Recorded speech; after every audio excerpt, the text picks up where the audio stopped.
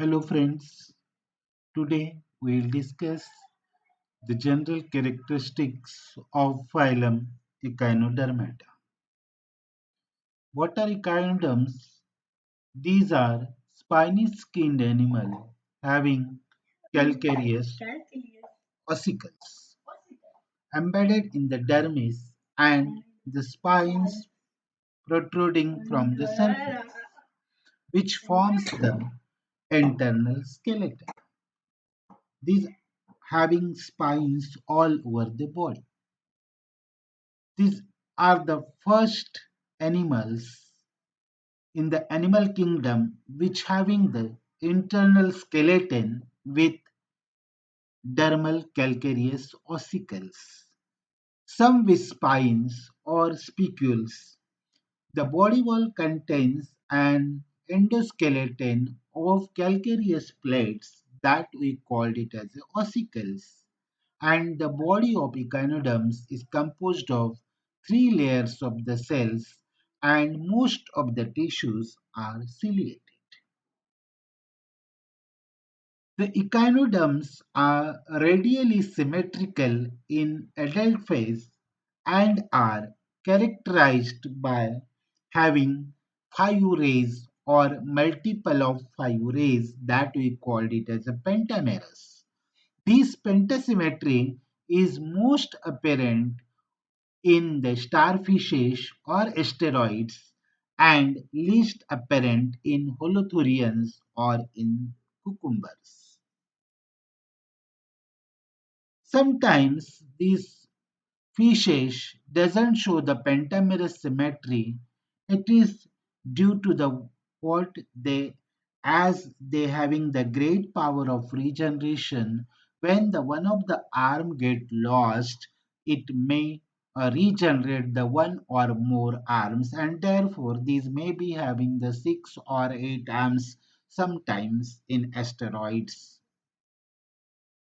Echinoderms' larval stages are also bilaterally symmetrical.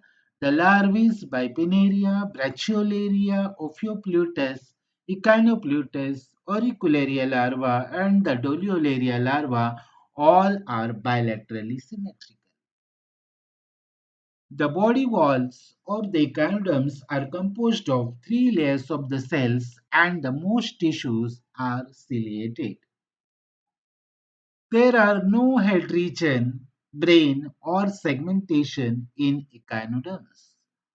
All the echinoderms are exclusively marine and there are no parasitic forms.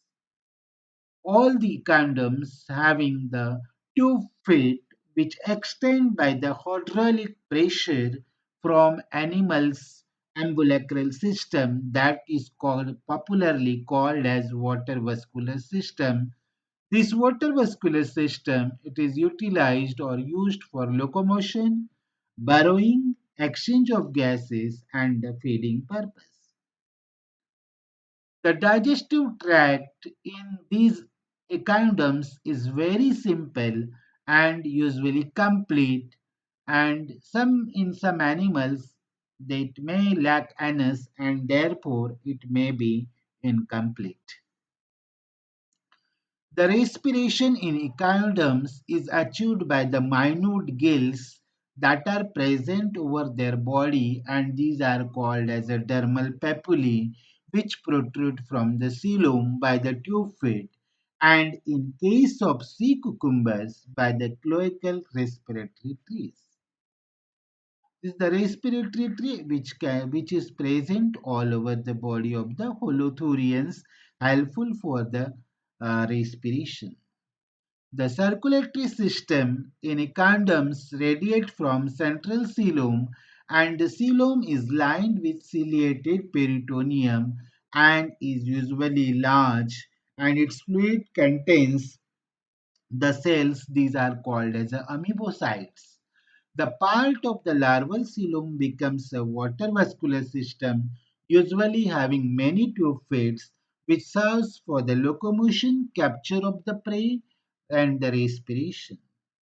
The nervous system in echinoderms consists of a circumoral ring and radial nerves which into the each arm. In echinoderms, the sexes are separate with rare exceptions, and like externally, the gonads are large with simple ducts are abundant. The larva is free swimming and characterized by conspicuous metamorphosis to become adult. A few species are viviparous, or few reproduce asexually by the self-division, and many regenerate lost parts radially. For example, starfish are generally capable of replacing one or more lost arms. Sometimes even a single arm can regenerate into an entire animal. The reproduction in these animals, that is the sexual by gametic fusion and asexual by the regeneration. The fertilization is generally external, the development is indirect or with a characteristic larva. Thank you.